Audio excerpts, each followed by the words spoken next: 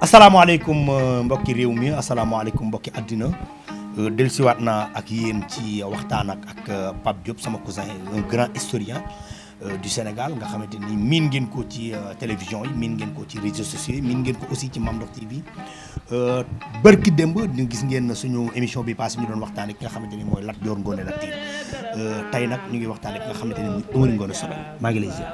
maa ngi Amary Ngoné Sobel dégg naa ñu ni mooy ki nga xamante ni mooy dammeel bi njëkk nekk fii ci Sénégal. lan nga nu mën a wax ci moom. waaw xam nga Kajoor El Hadj 33 dammel lañ yàlla dafa def ñoom ñëpp Fall lañ sant. ñoom dammel yi. waaw kenn rek moo ci sant Diop. muy Lat Dior Ngoné Latyr Diop. te ci menn la ko jël. moo tax booy lim 33 dammel doo ci boole Lat Dior. non si. ci la bokk waaw ci la bokk. mais booy seet 33 yi fi jaar yëpp Lat Dior rek moo ci am jàkkaarloog tubaab bi pendant 25 ans. looloo ko def héros national. effectivement. moo tax dinaa profité wax ñi nga xamante ni dañuy critiquer pourquoi Lat Dior héros national. mais il le mérite. oui. et Senghor a bien fait parce que c'est lui seul moom rek moo am occasion jàkkaarloog tubaab bi pendant 25 ans di xeex ak moom. ci dammel yi fi jaar yëpp. duma leen fu ne dàq leen fu ne it. ci 33 dammel yëpp. moom dong nga ko def. moom Lat Dior. waaw waxuma sax 33 dammel yi mais ñi fi mus a résister. est-ce que dégg nga wax bi. ñi fi mus a résister moom rek moo ci gën a yaatu lu mu jàkkaarloog tubaab bi. moom Lat Dior. waaw donc le premier libérateur du Kayor nag kooku mooy dammel Amary Ngoné Sobel. Amary Ngoné Sobel. très bien kooku la donc pour wax la booba réew mi Jolof am na doole. le buur ba Jolof da daan def at mu jot mu imposer nit ñi galak galak mooy impôt par exemple day wax waa Waalo indil leen ma xorom xam nga ndax dégg nga fi may wax. waaw. léegi wax waa Kajoor yéen seen suuf dafa rafet suufu Kajoor dafa rafet indil leen ma ko moom laay sotti ci sama wan ak samay fas di ci xalangu xam nga dégg nga ma. maa ngi lay dégg bu baax.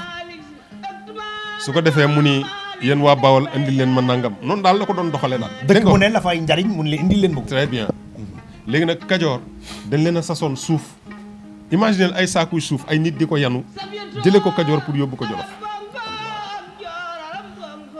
booba temps Laman Déthié fu Njóogu moo fi nekk di bàyyu Amary Ngoné Sobel moom nag yàlla daf ko dénkoon benn sëriñ bu ñuy wax sëriñ Amary Dia moo tax attention diine yàgg na fii ci Kajoor waaw waaw diine yàgg na fii ci Kajoor te lii ma lay wax moo jiitu maam Xaali Amar Fall.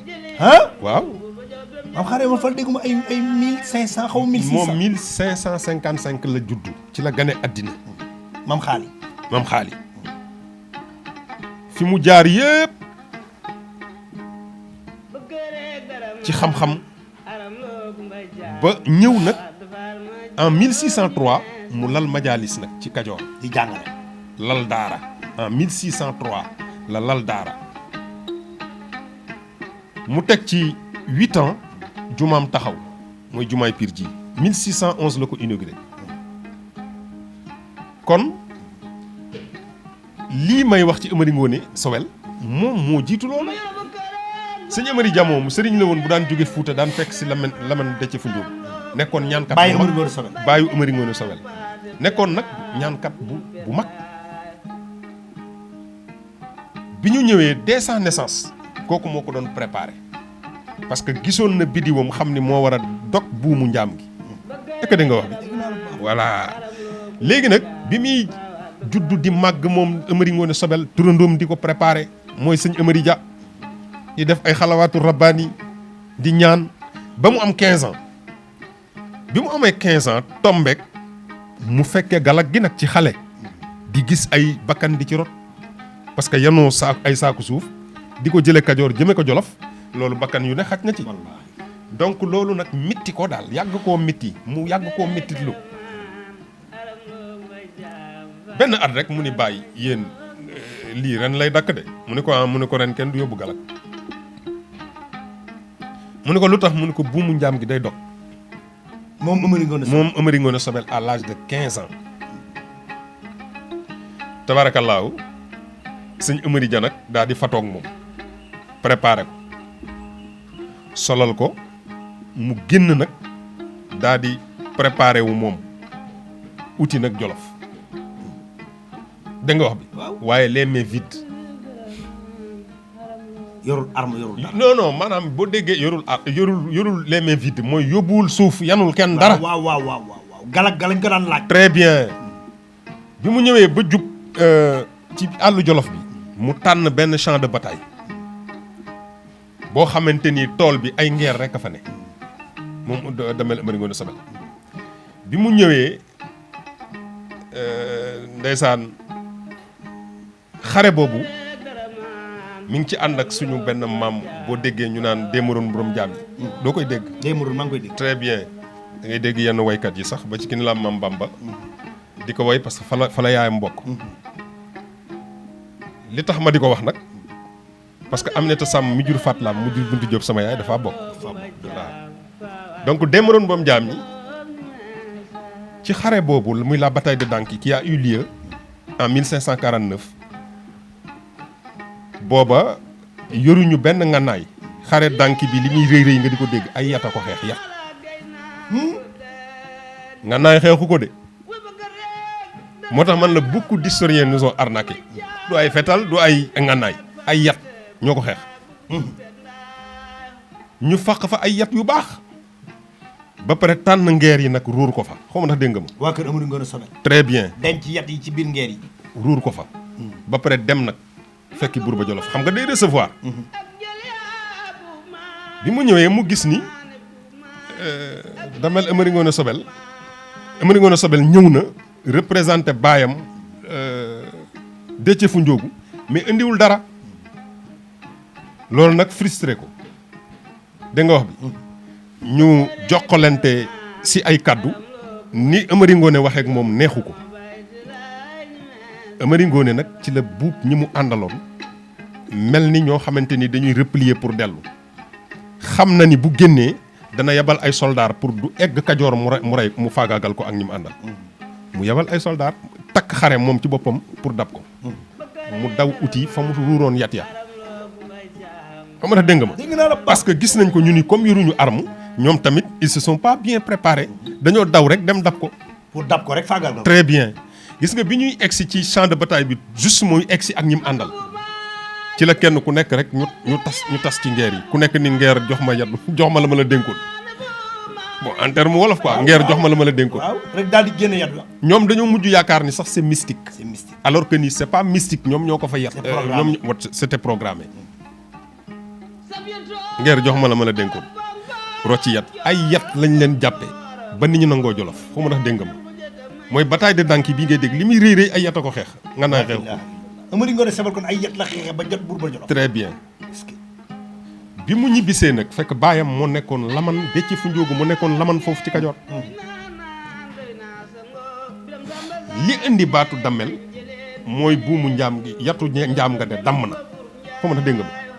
baatu damm. voilà ñu ni kan moo ko damm ñu ni Amari Ngoone Sobel ku ni kon ñu ni Damel baa ngi nii. baatu Damel ci Amari Ngoone Sobel la damm. c'est le premier Damel du Kayor. mais comme baayam mi ngi dund muy. Déthié Fu Ndiogou laman Déthié Fu Ndiogou mu ni du falu fekk baayam mi ngi dund mu jox baayam. fal gi waaw mais ñetti fan la ci baayam def. génn àddina moo tax. ku ne rek ak li nga moom. ku ne ak aussi ak sa alal. ci la toog nag ci Damel du Kayor en 1549 ñetti fan la baayam def ci siège u Damel royal bi après génn àddina moom mu ñëw pour wax la diine yàgg na ci biir Kajoor te li may wax boobu Mame Khary Amar Fall ñëwagul. même xataa Njaajaan Njaay mii ñuy tudd nii. Njaajaan Njaay mi ngi génn àdduna 1244. 1244. 13e siècle. li tax ma lay wax ni bëri na ñuy toog di wax mais taarix na ñuy xool date yi léeg-léeg. man léeg-léeg damay seetaan yenn intervention yi télévision yi damay mujj sax mer damay mujj sax mer. ndax parce da nga que xam ni ñii li ñuy wax du histoire. non la ñuy wax c'est erroné dafa laalewul parce que taarix da ngay teg date yi rek xam ni kii li muy génne dëgg la wala du dëgg. c'est important donc loolu exploit boobu Lamine Déthié Foundiougu doomam bi ñuy wax Amari Ngoone Sobel. très bien c'est le premier. moo indi Damel ci réew mi. c'est le premier libérateur du Kayoor. mais li mu bëgg a xam exactement Pape mooy en tant que Damel 33 Damel yi nga dégg. Lat Joor def na ci njàmbaar loolu kenn werantewu ko. mais lan nga yaakaar ni révolution bi indi actuellement ni liberté sénégalais yi dëggantaan ci kan la départ ci Lat Joor wala amul beneen Damel boo xamante ni maanaam xeex na ci xeex bu rëy. bu dee lu concerné diine. bu dee lu concerné diine. damay wax ni la bataille de Paoskoto. dans le bas-fond de Pathé Badiane. xare boobu keroog bu ko julli yi ñàkkoon. mooy l'islam tubaab yi réussir nañ pour faagaagal ko. xam nga dégg nga ma. dégg naa la bu baax. moo tax Tafsir Maba loolu la comprendre. mu def ay lettres nag. yónnee ko kër yi diine yépp nag ci Sénégal. ba taarix jàngale na ni maam Jali Baka Diop boobu moo nekkoon Jal Diop de Dakar. mais en sourdine dafa préparé wu mobiliser Dakar ba Jandeer xam nga ndax dégg nga ma. Dakar ba tund Jandeer. ñu mobiliser soldats yi au niveau de Jandeer. ñu départ foofu dem fekki Tafsir Maba Jaxu Ba pour jàppale diine. ci xare boobu Pathé Badiane boobu. xare Pathé Badiane boobu. mu génne alal moom maam Jali Baka Diop. teg ca. après nag ñu soog a mën a wax maam Ngañ Xariñang Mbàkke ah. ki ñuy wax Tafsir Abdou Khoudia Camara. ki ñuy wax Mamor Anta Sali Mbàkke. ki ñuy wax Makhtar Kala Dramé. ki ñuy wax Ndëri Kande Touré borom sabax. tabarkalla maanaam ba ci maam Abdoulaye Niass ñi nga xamante ni maam Mamadou Ngale Niass mooy baayam. Mamadou Ngale Niass ndeysaan ak ki ñuy wax ndeysaan góor ga Thiam nga xamante ni moom moo jur Tafsir Maba Thiam. nga xam Tafsir Maba Jaxu la ko tudde mooy maam Ibrahima Kellel Thiam. maam Ibrahima Kellel Thiam moom lañ tuddee El Hadj Ibrahima Niass. Baye Niass. waaw ki ñu ko tuddee ndijaayi baayam la kon maam la ci moom. dégg nga wax bi. wante El Hadj Abdoulaye Niass ñu ngi ko tuddee baayu Seydi Hadji Malick bi ñuy wax Tafsir Abdou Khoudia Camara. moo tax maam Seydi Hadji Malick daan woowee El Hadj Abdoulaye Niass baay. magewu ko lu mu ko mën a waxee baay. mais daf ni ko li tax ma lay wax baay ñaara tax. benn bi mooy gis nga sama baay Ousmane taman gisuma ko. bi ko ñaareel mooy dañ la tudde sama baay Tafsir Abdou Khoudia. sama magi baay. mooy ki may dégg ñu naan moo tudd Seydi Hadji Malick Maodo xaw ma. waaw mooy El Hadj Abdoulaye Niass kooku moo ni woon oo ko Maodo. kooku mooy papay maam Khalifa Niass. mooy papay maam Khalifa Niass mooy papay Baye Niass. waaw. kon maami Ahmed Khalifa Niass la. waaw mais Ibrahima Kellel Thiam moomu dafa nekkoon wóllëre ak Mamadou Ngale Niass dégg nga wax bi. ba pare aussi dafa nekkoon ndijaay ci moom. ba pare aussi Tafsir Abdou Khoudia Camara boole leen ñoom ñëpp nag nekk kilifa ci ñoom seen genre sëriñ seen sëriñ daal. donc keroog bi maam El Hadj Abdoulaye ganee àddina. kii moo ko uuf Tafsir Abdou Khoudia Camara tudde ko boppam. xam nga dégg nga ma. dégg naa la bu baax. ñoom ils sont originaires du Jolof. ci woote bi Tafsir Maba woote. moo tax ñoom ñu déparé Jolof ñëw wuy si Tafsir Maba. kon xeexu Pathé Badiane looloo indi waa kër Cheikhul Islam loolu moo leen indi Saloum. loolu moo leen indi Saloum mais ils ne sont pas originaires de là-bas. dañoo fekk si woon jihaatu Tafsir Maba Jaxu Ba. xam nga damay wax ni Saloum dama bëgg nag nit ñi dégloo ma xel. amul histoire parce que melting pot la. booy xool la fa indi naam Touré naam Niass naam Dramé naam sant yooyu yëpp booy seet. kii moo leen fa indi. jihaatu Tafsir Maba Jaxu Ba Tafsir Maba leen fa indi waaw ba ci Mbàkke ba ci si ñooñu ñëpp loolu moo leen fa indi parce que Maba avait réussi à réunir plus de 1000 familles wuy si nañu. ca xare boobu. très bien plus de 1000 familles. mais kon mën naa wuy si ne nañu. xare Pathé Badiane mooy xare bi gën a mag ci histoire mooy première l'islam bi ndam bi l'islam mën a ndamoo fii ci réew mi. xare Pathé Badiane. très bien bi ko jiitu mooy bi Cheikh Omar duma tubaab yi ca Madina te loolu mooy Madina Xaaso loolu ma ngi ca Mali. je pèse bien mes mots dama wax ni fii ci Sénégal xare boobu lanu gañe mën a gëm ni l'islam tey am na ndam loolu moom xare boobu la. mais Pape lan moo taxoon ay Lat Joor ak ay Damel Samba Lobé ak ñooñu doon bañ raay bi jaar fi lan moo taxoon bëgguñu woon raay bi jaar fi. waaw excellente question xam nga foofu El Hadj tu es dangereux une question pertinente xam nga problème mu raay boobu El Hadj beaucoup d'historiens nous ont arnaqué ma waxaat ko raay boobu Lat Joor xëyul rek ni du fi jaar de c'est pas vrai demeewul noonu de bi nga xamante ni tubaab bi bëgg nañ raay bi jaar fi danoo waxtaan ak Lat Joor mu të ticc xam nga dégg nga ma mu ni leen yéen da ngeen a bëgg a tabax te gan du tabax gan bu tabaxee rek dëkk yéen ay gan ngeen ci réew mi dëkkoo leen fi lii ma lay wax nii boo demee ci archive nationale di nga dégg tontu bi Lat Joor tontu tubaab yi daf leen wax l'étranger ne construit point li may wax mi ngi ci archive yi xam nga taarix da ngay ñëw ci histoire orale mais nga confronté ko aussi ak li ci archive yi soog a xool nooy génnee lu jariñ nit ñi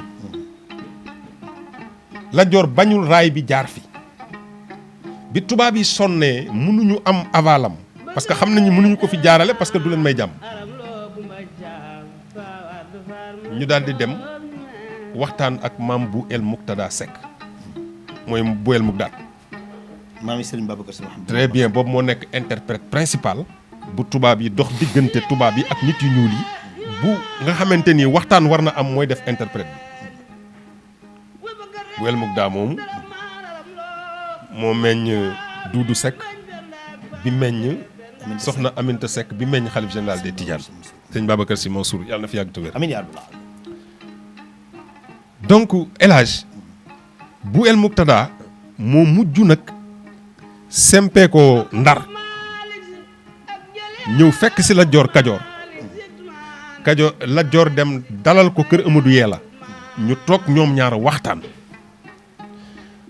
mun naa la wax moo ci jouer un excellent rôle de régulateur et de stabilisateur de société moom maam bu El Muktada te dafa ñëw mu éveiller Lat Joor parce que daf ko wax ni ko saxaar baax na parce que man tukki naa xam naa lu muy jariñ mu ni ko dama bëggoon rek nga bàyyi mu jaar fi su ko defee bu nawet passé tee dana jariñ Kajoor ndax seen récolte yi ngeen di jël ñii di ko yanu ñii di ko sëf ci ay mbaam ñii di ko fës ci ay nag ñii ay fas di utali Ndar pour jaayi ko mu ne bu saxaar gi ñëwee dañ ko ci dugal rek mu dem Lat Joor ne mu ne wax na dëgg waay dégg nga wax bi daf ko éveiller quoi conscientiser ko li saxaar di jariñ yooyu yëpp mu wax ko bi mu ko waxee Lat Joor ni moom d'accord na ceeg moom waaye nag dafa bëgg ñu def charte kii ni ko maam bu El Mukdad ni ko ayca nañ def charte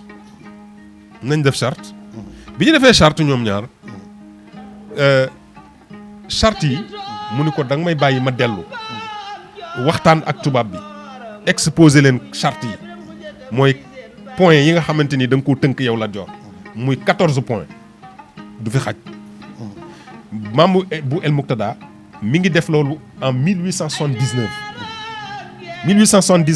la ñëw fekk si Lat Joor fii ci Kajoor mu dalal ko kër Amadou Yeela bi ñu waxtaanee ba pare tënk loolu mu dellu ci tubaab bi mu demee dañu wax ni ñi ne nañ bon ay semaine la ci teg ñi ne nañ mat na weer ñi ni déedéet matul weer dépassé wul ñaari semaine mu dellu si bi mu dellu see fekk Lat Joor dem na waxtaan ak ndijaayam Xaadima Jaxate Kala mu réunir 40 marab attention de Lat Joor mosul def loo xamante ni du ci bàyyi xel diine dafa dem dajale ñeent fukki sëriñ maam Xaadima Jaxate Kala boot leen muy 41 ñoom ñoo représenté keroog Lat Joor face à tubaab bi maam bu El Muktada ñëw représenté tubaab bi Madiakhata Ka la représenté Lat Dior ak 40 marabout ñu waxtaane point yi Lat Dior dolli ci un 15e point 15e point bi mooy raay bi fi muy jaar du bokk ci territoire français mën lañ leen ci may 1 mètre à droite 1 mètre à gauche mais du ngeen tabax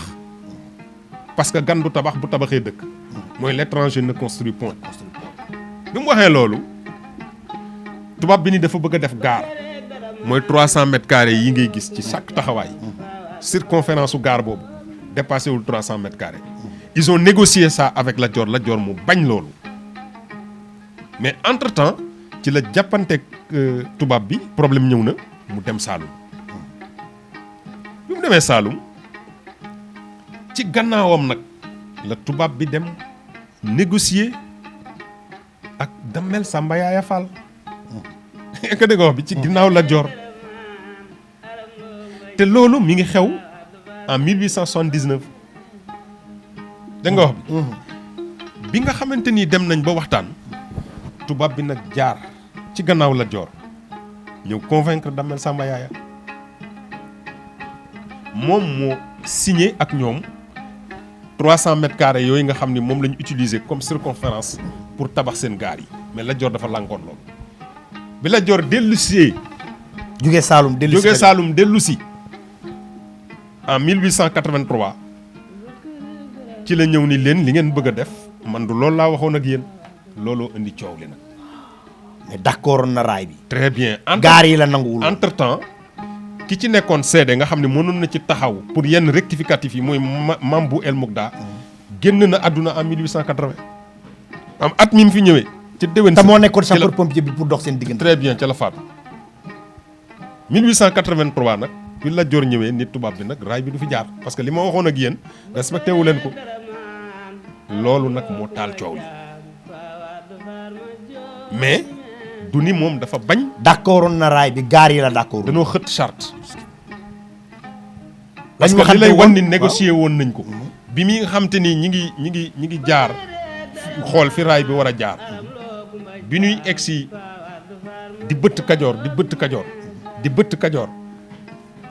ba egsi ci ay tool yoo xamante ni mbaalo faa xaasam njaay moo ko moom mbaalo faa xaasam njaay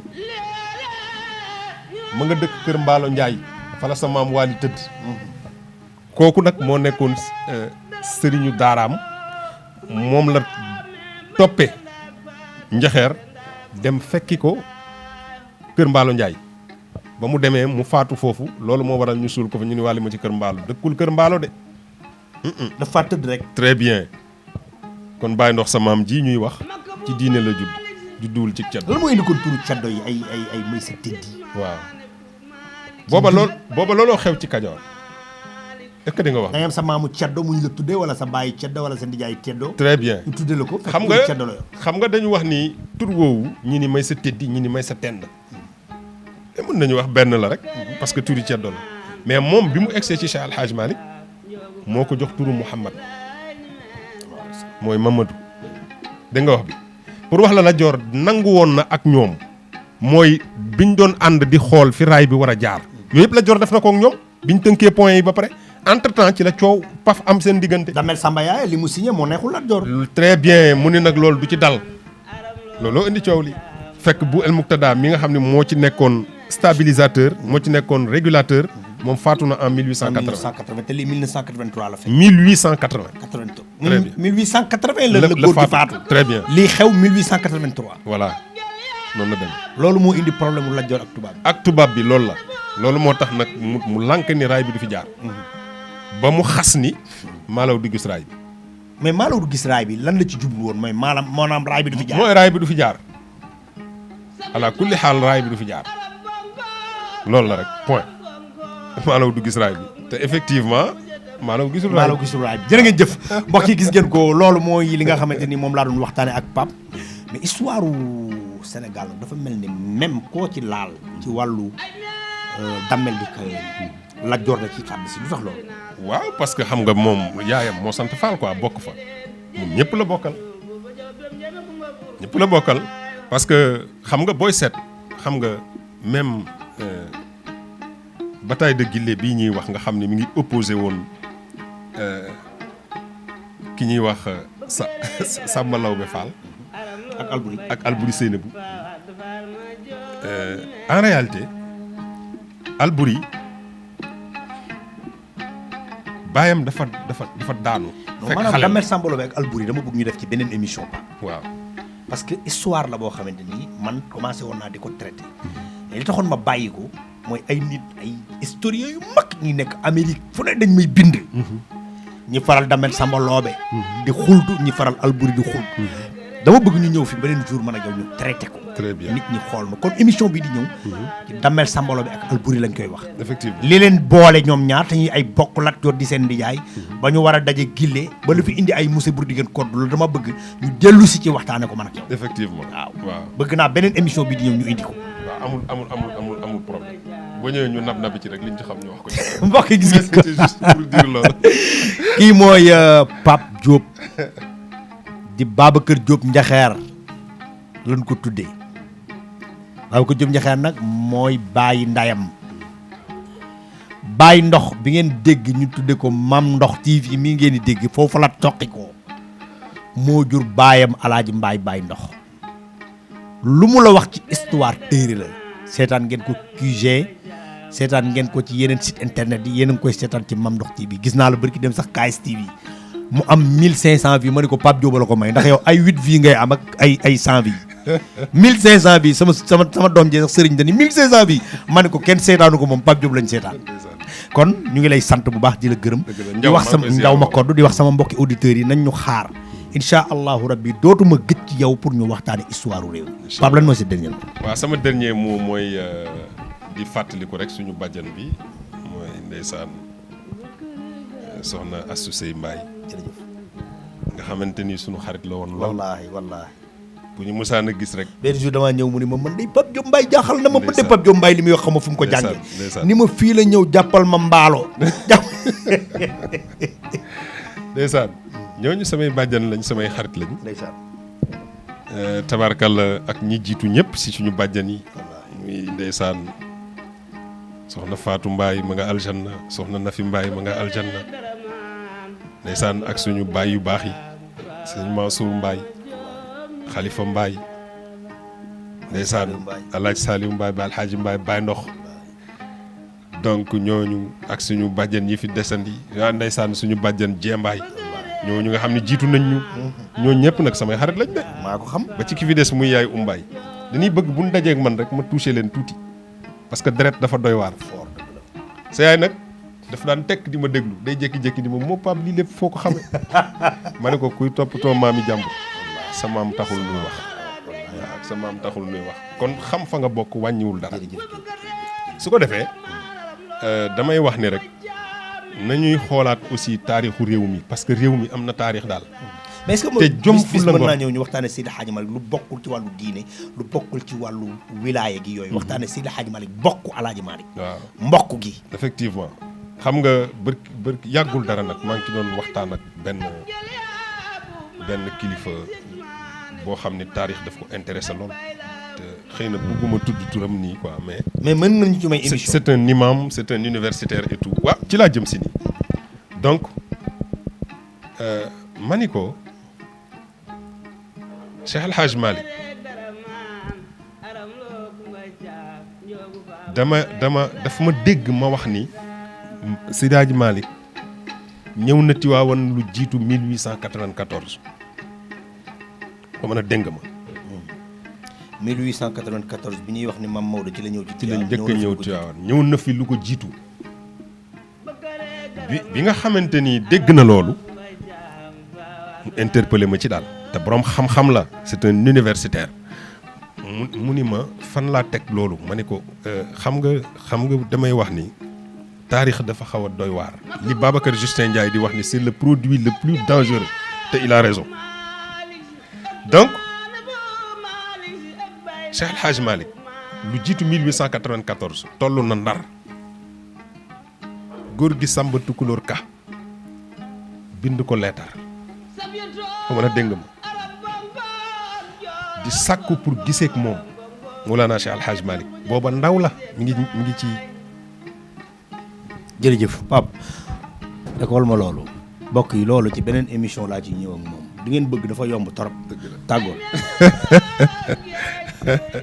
waaw su ko defee kon El Hadj téyel ma ko foofu rek ñuy am jàmm parce que xam naa ne lii nga tàmbali auditeurs yi bëgg nañoo xam lan la bu ko ci bëgg nag nanga ma topp ci beneen émission bi Seydi Hadji Malick la ñuy waxtaane ak premier dugg seen ci Tivaouane ci Tivaouane waaw ci Tivaouane lan ngay tàggoo am na lu bari El Hadj jar na leeral quoi ci beneen bi lañ koy wax tàggool Pape feeram tàng na mais may non jar na leeral beneen yoon incha allah rabbi parce que Maodo ak Tivaouane bari na loo xamante ni daal dañuy ñëw day leer fii ak Mame Ndokh TV léppay leer très bien donc su ko defee damay wax ni rek ñi ñuy seetaan ñëpp ñoom ñuy am jàmm ñun tamit ñuy am jàmm incha allah donc incha allahu ba beneen yoon ak jàmm incha allah waaye nag